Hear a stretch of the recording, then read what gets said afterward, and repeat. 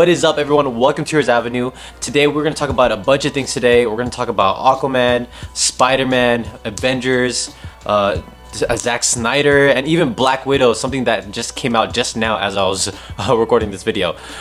So let's talk about Aquaman first, because Aquaman is going to reach the $1 billion mark today or maybe tomorrow. But Hollywood Reporter, they just came out that on Friday, Aquaman made $4 million, reaching it up to $988 million, and all they need to make is around 15 million, and that could definitely happen this weekend. And that's something that is super exciting for all of us fans that have been, you know, definitely rooting for Aquaman this entire time. And I think it's kind of funny because who would have thought, you know, Aquaman would be the first DCE movie to reach $1 billion out of all the movies that they've released. No one would have expected that to happen at all, especially since, you know, everyone's been making fun of Aquaman his whole life, or ever since the character has been made. But I'm definitely excited for this. This is something that Justice League was supposed to do, or initially set out to do, and that was why this whole DCEU was created, to compete with Marvel's Avengers.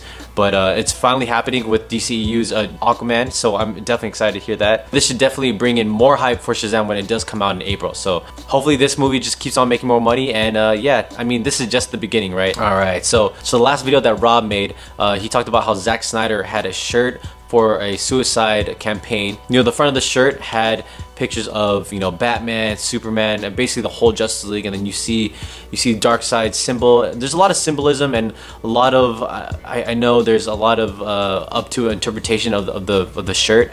I was kind of staring at that, you know, earlier, and I was trying to figure out what it means. I'm sure that Zack Snyder's trying to tell us something that has something to do with his original plan with the Justice League or this whole DCEU. And a fan actually came out and he gave Zack Snyder his own interpretation of what he thought the shirt meant. And Zack Snyder, he applied with an emoji, with the clapping emoji, which basically means he's confirming that what he said is true, or he's just pretty much acknowledging that he likes his theory. But this is what he said. Lois conceives at the farmhouse where she and Clark catch up on lost time after his resurrection, and she's pregnant throughout Justice League 2, and Batman saves her by trading gunfire with Darkseid, sacrificing himself to the world, and she gives birth at the very end, and Lois and Clark name their baby son Bruce. Okay, so that would definitely explain the very bottom of the picture where you see a baby and then you see a little sperm happen there, and you also see the casket. The casket does have like a W on there, and I'm sure that definitely does represent Bruce Wayne. But yeah, overall, I feel like this is the closest interpretation we're going to get. I'm curious on what other people have picked up. I've seen a few online which are definitely not promising, but I'm definitely curious if any of you guys have looked at this shirt and could dissect it. Let us know in the comments below, because I'm really curious what you guys do come up with, because I couldn't really figure it out at all, to tell you the truth. It would definitely take me hours or a long time, which I don't have, to try to analyze this. I think it's really cool that Zack Snyder trying to communicate something to the fans, just giving us hope that he would one day tell us the real story of what he wanted with Justice League 2, because, you know, he's not going to be working on Justice League 2 anymore. So I'm sure there's like a non-disclosure that he has with WB, which is why he can't tell us. But if he could hint it somehow, I mean, that would be really dope. But hopefully one day we get the full story of what he wanted. So the next topic is going to be Black Widow. This is a breaking story that came out just now, literally a few minutes ago. So a tweet came out from a guy named Charles Murphy. He is also a scooper. You know, he goes out and seeks the news for comic book movies, and he said this. Here's something I don't think I've ever talked about. When I first heard they were developing a Black Widow film, I also heard they were discussing whether or not to make it Marvel Studios' first R-rated film.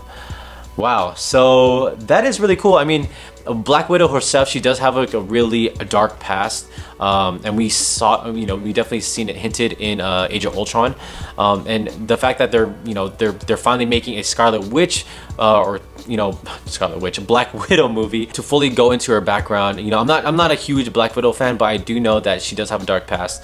But to fully, you know, visualize it and execute it, you know, they would definitely need to go R-rated. I think making it PG-13 will definitely not do her character justice. So by going R-rated, I think that's definitely a smart move on Marvel's part.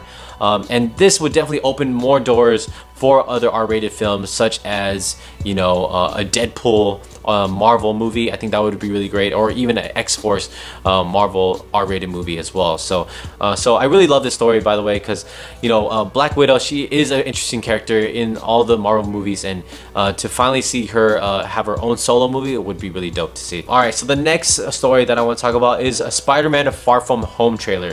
So this trailer is set to come out on January 15th, and it's going to be 2 minutes and 30 seconds long, and I'm really curious about this particular trailer itself, because I'm really wondering on how Marvel's going to promote this movie, especially without trying to spoil anything that happens with Endgame, because this movie is going to be literally right after the events of Endgame. So they have to be really careful with the marketing and what they show us, and not spoil us on what the results will happen in Endgame. So they have to be really careful with that. But I'm really excited. You know, this is if Kevin Feige is set to, you know, keep this whole movie secretive, this definitely has to be Sony's decision on releasing this trailer so early on, which could be the reason why they decided to pull the trailer from online, because they were supposed to release it last month at Brazil's Comic-Con, but last minute they definitely chose not to. And that could be Marvel telling Sony not to release it so early, and maybe they came to a decision. It's like, hey, let's just not release it so early, let's release it at least in 2019, assuming that's what happened here. So I'm really curious on how they're going to promote this movie without spoil anything in Endgame. So I mean, only time would tell. Let's see what happens on Tuesday. Alright, so the last thing I want to talk about is Avengers Endgame toys. So if you haven't heard, but there was a concept out that came out long ago with Avengers wearing a quantum realm suit. And a lot of people were thinking, especially me, that it wasn't real, but Lego just released some images that does reveal that they are going to wear the quantum realm suits. It's funny because, like, Kevin Feige is trying so hard to make this, you know, Endgame so secretive and not spoil anything, but everything else, like everything outside of his control, is definitely spoiling stuff for him. So especially with like Spider-Man Far From Home, and now with these toys always I'm sure you guys know, but toys, they always find their way to spoiling the movie somehow, or like a character's name, or maybe a character's costume. You can never stop toys from spoiling the movie at all. But yeah, I mean the images that did come out is very blurry. I mean, it doesn't look that amazing at all. I mean, this could just be a fan just coloring the costume of the Lego toys, but I would assume this is real, because it's definitely spot on with the concept art that did come out a couple months ago. But yeah, I think this is pretty spot on, and I mean, it only makes sense for the characters to go into Quantum Realm to find a way to stop the snap from happening from Infinity War, or some type of time travel, right? But yeah, so let me know what you guys think for all these news that came out today. What do you guys think about Aquaman reaching 1 billion? What do you guys think about Black Widow being a R-rated movie? Let me know in the comments below. Like this video, subscribe to our channel, and I'll see you guys next time. Bye.